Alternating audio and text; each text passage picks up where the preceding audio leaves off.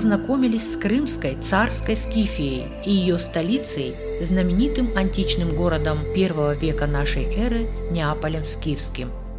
Но в Крыму жили не только скифы, но и другие арийские племена, которых называли таврами, киммерийцами, сарматами и аланами. Предшественники скифов, тавры, поселились здесь еще в эпоху бронзы.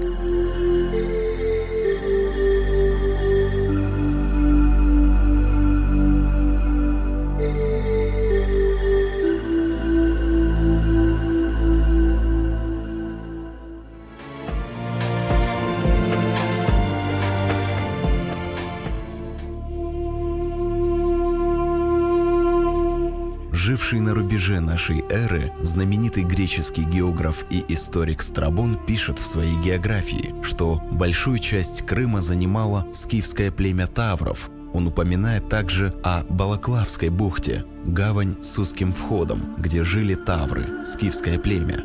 Эта гавань называется Симбалун-Лимен. Оба слова переводятся с астинского языка как «встреча друга». В I веке в античных источниках тавров стали называть тавроскифами или скифотаврами. Все исследователи согласны с тем, что таврам принадлежали могильники из так называемых каменных ящиков. Вместе с погребенными хоронили различные вещи – оружие, мечи, кинжалы, стрелы и конскую сбрую скифского типа, многочисленные бронзовые украшения – кольца, браслеты, височные подвески, гривны, бляшки, серьги, бусы.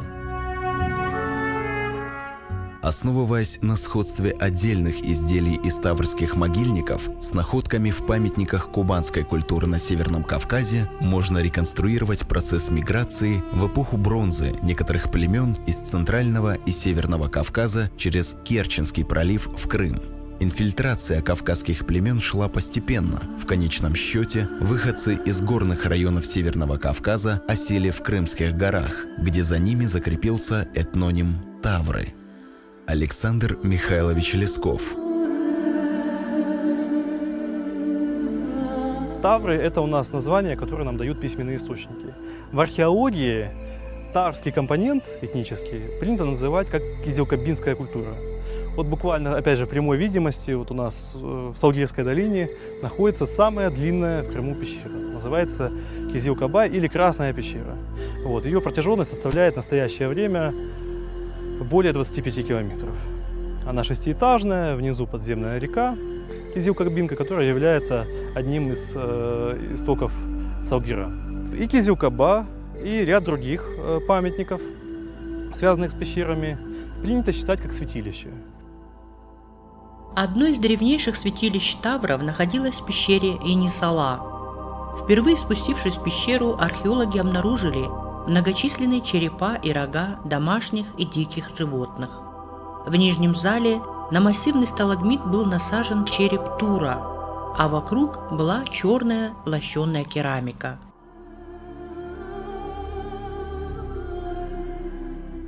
Известный крымовед Щепинский писал: вероятно, в пещере в определенные дни и месяцы горел священный огонь, исполнялись культовые обряды и складывались жертвенные дары, предназначенные божествам. В таврских святилищах хранились около 1000 древних предметов, античных монет.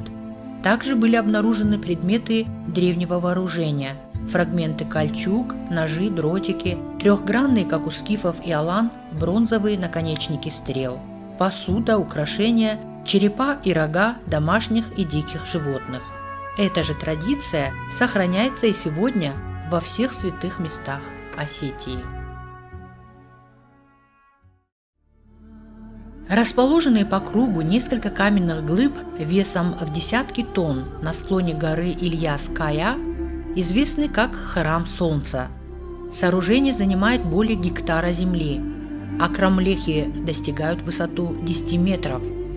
Можно предположить, что к его созданию приложили руку тавры, ведь именно им историки приписывают возведение мегалитических конструкций на территории Крыма.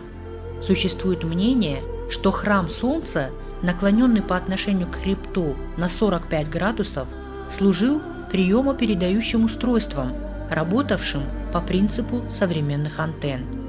Каменный алтарь, расположенный в центре, был передатчиком, а камни вокруг – отражателями. В результате энергия аккумулировалась в центре антенны.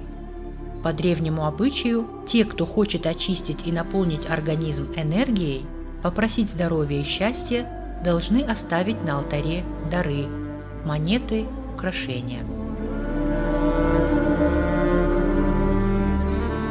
Когда скифы приходят сюда, вот в район нынешнего Неаполя, на подступах к владениям тавров, конфликта не происходит.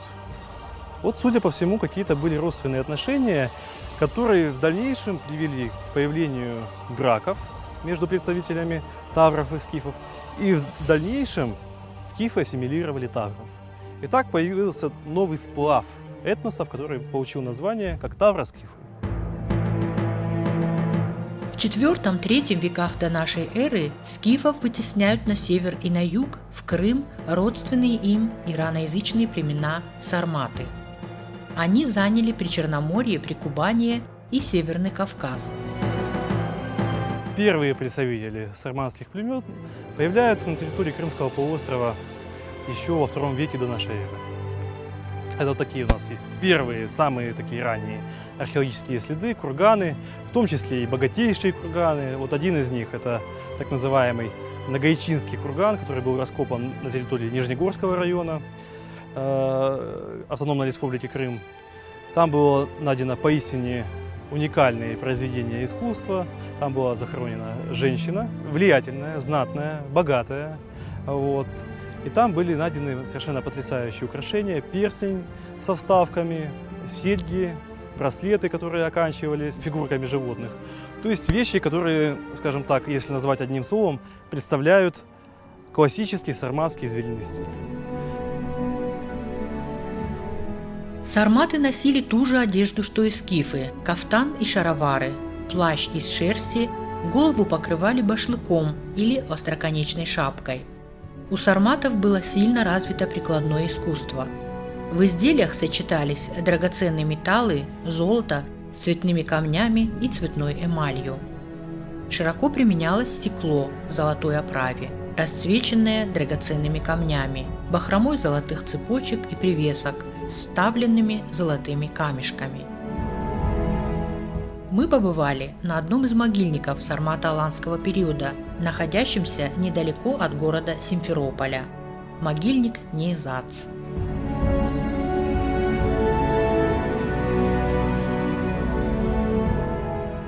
Первыми людьми, которые здесь хоронили, были сарматы. Они жили здесь довольно долго. Когда после середины III века и особенно активно на рубеже III и IV веков нашей эры сюда стали проникать новые люди. Мы предполагаем, что это были предки средневековых кавказских алан, потому что в таких же точно по конструкции склепов хоронили и те люди, которые жили на территории Северного Кавказа, в частности Осетии, уже в средние века, когда мы имеем письменные источники, которые называют этих людей аланами.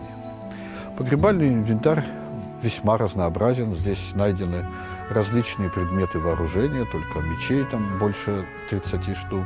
Иногда в могилы клали копья, иногда стрелы, от которых остаются железные наконечники.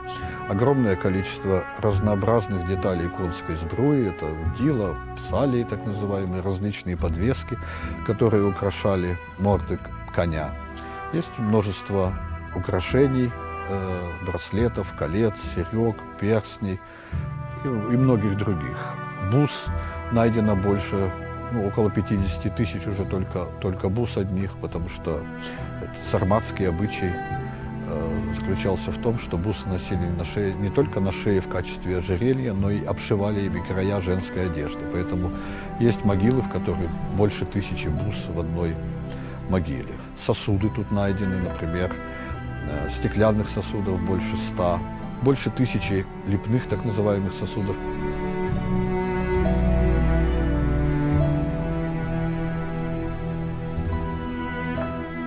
Аланы в дальнейшем, судя по всему, окончательно ассимилировали тавро-скифский компонент.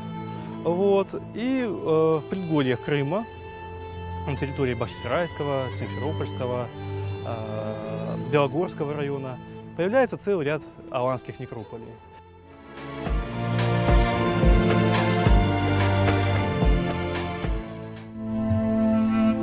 Главной крепостью Крымской Алании был Кыркор.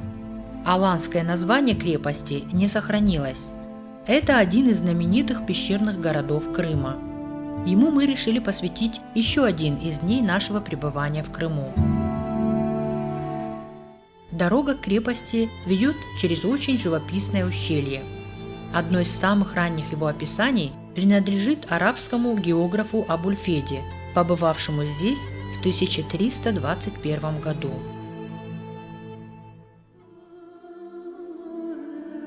Кырк-Ер расположен в стране асов, аланов. Его имя звучит по-турецки «40 крепостей». Это укрепленный, труднодоступный замок. Он находится на неприступной скале. Вершина горы плоская. Здесь жители страны укрываются в минуту опасности. Крепость эта находится в некотором отдалении от моря. По соседству возвышается большая гора Чатыр-Даг.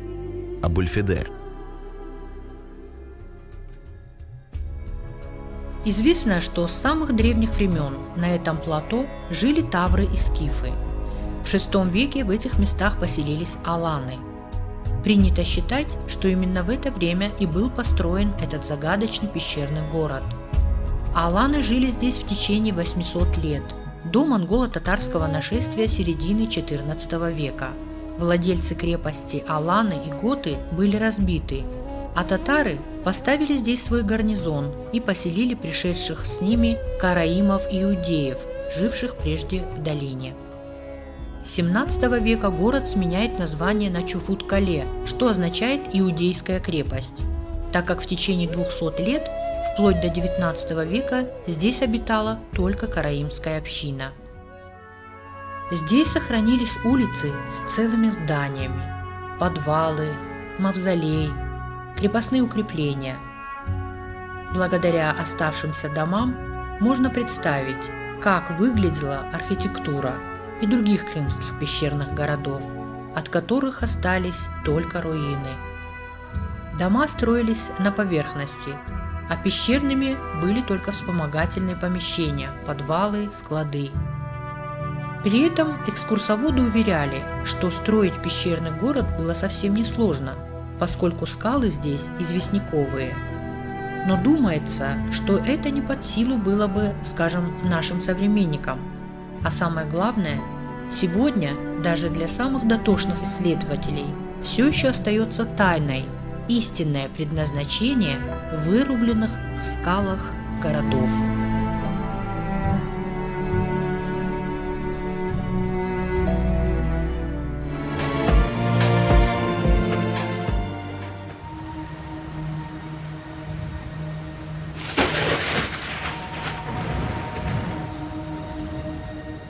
Метрах в 100 от ворот за пределами крепости Чуфут-Кале в 1998 году был случайно обнаружен загадочный колодец, которому дали название Тик-Кую, длиной 130 метров и глубиной 45 метров.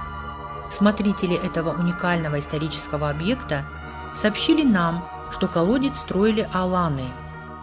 На глубине 26 метров от вертикальной шахты отходит и ведет на поверхность наклонная галерея со ступенями. Она прорыта с таким расчетом, чтобы в дни весеннего равноденствия это подземелье освещали первые лучи восходящего солнца.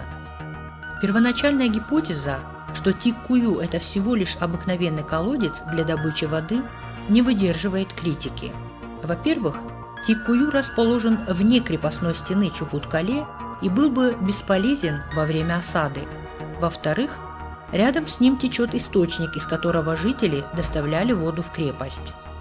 Существует гипотеза, что Тик-Кую является древнейшим культовым местом.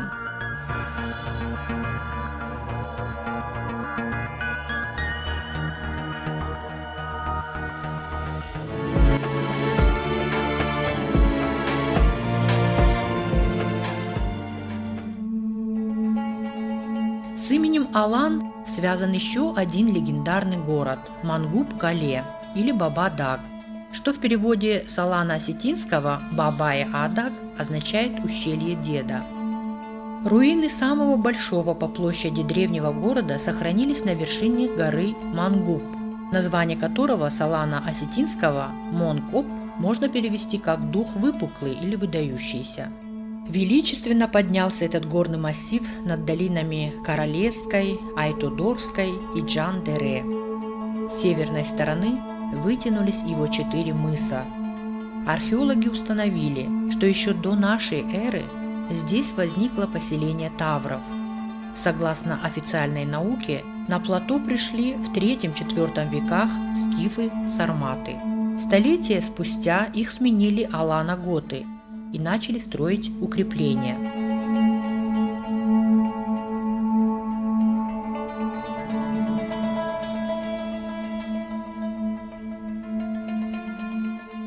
Аланы вместе с готами, вот они и были той переселенческой волной, которая смела позднескифское государство, приблизилась максимально к городам, которые в это время находились под контролем Византийской и еще Римской империи. Это Херсонес, до которого у нас здесь всего лишь около 20 километров. Это, кстати, и объясняет появление здесь вот мощных крепостей, таких как Мангуб и Эскикермен. Памятниками их здесь присутствия, прежде всего, выдающими этническую принадлежность, являются, конечно, могильники. Огромный могильник находится с южной стороны Мангубского плато. Там у нас сейчас ведутся археологические раскопки, формы погребальных сооружений, которые сюда были принесены с Северного Кавказа. Плюс к этому сама практика, ритуал захоронения с сопровождающей тризной тоже это вот имеет типичные такие аланские, северокавказские черты. С аланами мы связываем знаковую систему. Вот на блоках оборонительных стен нам известны уже сотни знаков. И они находят свои аналогии в основном в сарматской среде. А кто такие аланы? Это же это позднее сарматское племя. У нас есть письменный источник, это послание епископа Феодора, который находился в Херсонесе, и он пишет о том, что окружением Херсона, Херсон так назывался город в средние века, являются, как бы щитом ему от внешних угроз, являются малые аланы. Малые аланы. И вплоть до 15 века, вот есть Иосафат Барбара, у нас такой венецианский автор, тоже вам, наверное, знакомый, он в середине 15 века находился в Кафе, в генуэзской колонии. Вот, но он описал Крым, и он пишет, что значит, вот, по берегу моря расположена территория, которая называется Готия, а за ней Алания. Это середина 15 века. И дальше у него интереснейший вот такой вот момент в его сочинении. Он пишет, что когда-то готы и аланы были одним племенем, стали одним племенем. Почему их и называют гото-аланы?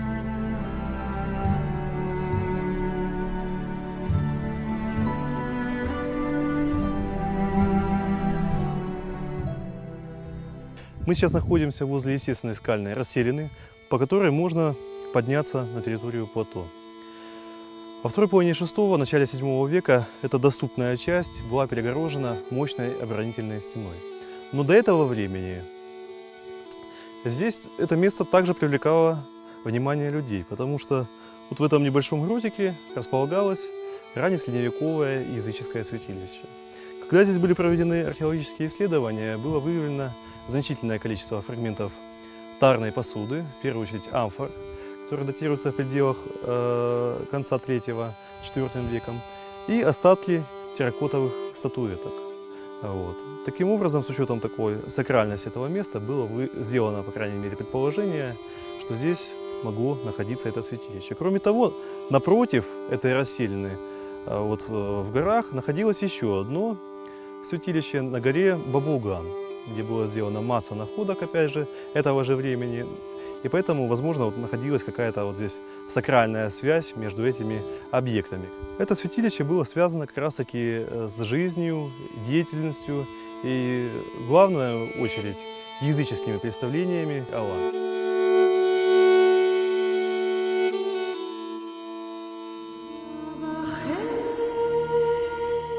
Известно, что первые христианские храмы сооружались на месте древних святилищ. Почему? Изначально древнейшие святилища создавались в особых космических местах, где людям было легче общаться с Богом и небом. И именно в сакральных местах предписывалось совершать различные религиозные и магические обряды. Считалось, что отправление обрядов и совершение ритуалов вместе с открытым каналом связи с высшими силами и, конечно же, в нужное время существенно повышает их эффективность. Арийские жрецы служили 12 сторонам неба.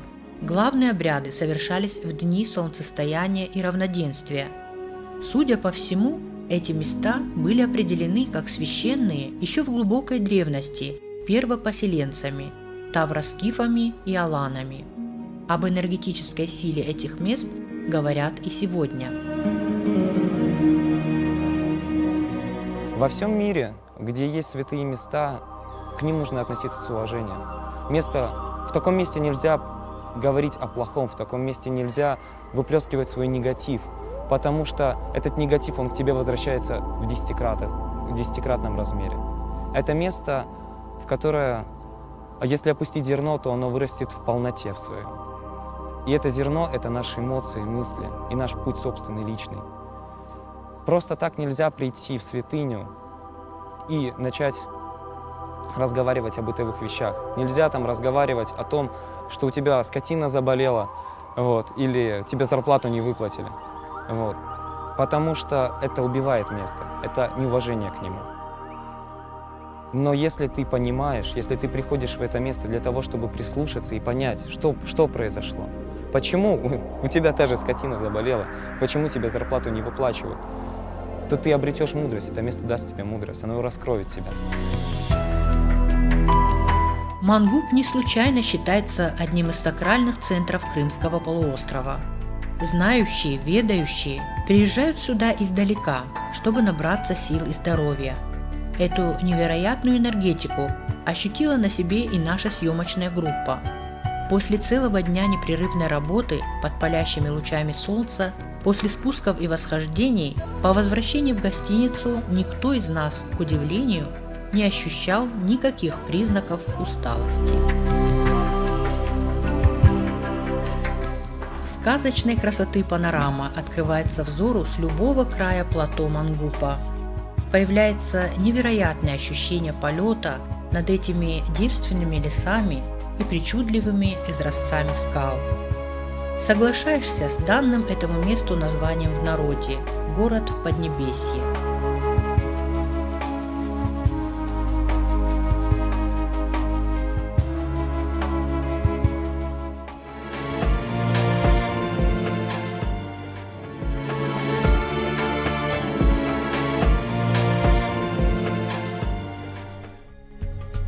Еще одна удобная и необыкновенно красивая бухта на Крымском побережье связана с древней арийской цивилизацией. Сегодня здесь находится известный курортный город Феодосия. Как считают ученые, этому городу свыше 2500 лет. Страбон называет Феодосию границей владений тавров и боспорцев. Здесь найдены фрагменты чернофигурной таврской керамики и греческие терракотовые статуэтки. В конце II – начале первого тысячелетия до нашей эры Крымский полуостров населяли арийские народы тавры, кемерийцы и скифы. У выгодной бухты на небольшом выступающем мысе таврами была основана крепость Ардавда, что в переводе с алано-осетинского означает «семибожная». Судя по археологическим находкам, на небольшой прибрежной возвышенности располагалось древнейшее таврское поселение. На этом холме находилось главное укрепление – цитадель, замок. К цитадели с северной стороны примыкало поселение, занимавшее площадь около 6 гектаров. Оно просуществовало не менее 6-7 веков, прежде чем начался следующий этап в истории этой части Крыма. Связан он с греческой колонизацией в конце VI века до нашей эры. выходцы из Милета в материковой Греции основали на мысе древней Ардавды свою колонию, наименовав ее Феодосией или Богом данной. В начале I века нашей эры город покоряет Римская империя, а во II веке завоевывают аланы, ему вновь возвращают имя Ардавда. Потом наступают эпохи монголо-татаров и Османской империи, во времена которой, как рассказывают, турками была достроена эта крепость, сохранившаяся до наших дней. Как видим, не только Феодосию, но и весь Крым в целом рвались завоевывать одни за другими многие народы. Даже и сегодня не прекращаются споры за право обладания им.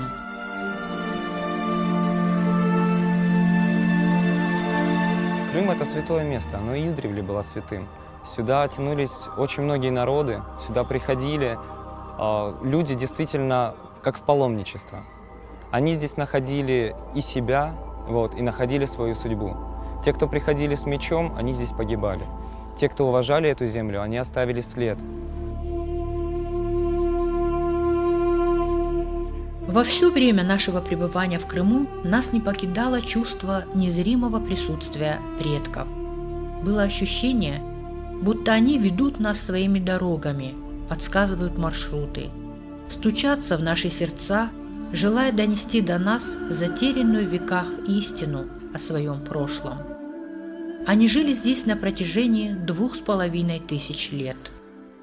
После заката эпохи скифов и алан прошло 700 лет, и с тех пор в Крыму непрерывно идет наслоение друг на друга культур приходящих сюда народов. Покрылись пылью забвения образы благородных алан, мудрых скифских царей и загадочных древних тавров. История Крыма переписывается новыми поколениями ученых. И на слуху у крымчан сегодня в основном имена греков, татар, генуэзцев, турок и караимов. Но вновь и вновь, словно трава сквозь асфальт, пробивается сквозь толщу веков и славное имя скифов. Сегодня, когда человечество стоит на пороге новой эпохи, перехода на следующую ступень эволюционного развития и вступления в 6-ю расу, настало время вернуть те космические знания, которыми владели скифы. Сейчас необходимо вернуться к истокам, к изучению всеобщих законов мира и объединению всего человечества в осознании себя как детей единого Бога, Творца Вселенной, чтобы точно знать ответ на самый главный вопрос – кто мы и куда идем.